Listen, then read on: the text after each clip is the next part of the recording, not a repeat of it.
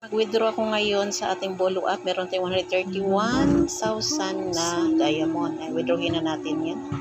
Ayan, may GCash ka. So, ang gagawin ko ay trade to cash sa agent. Diyan mo natin i-enter yung ID number ng agent kung saan tayo magti-trade.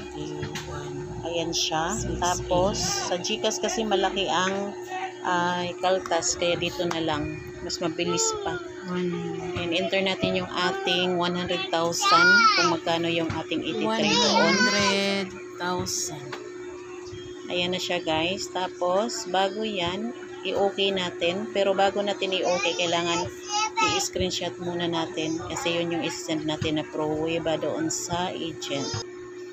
At ayan na, 31,000 ang doon na lumipat na siya. Ayan, check natin kung pumasok. Ayan, pumasok na siya guys kasi 1.4 lang yan kanina.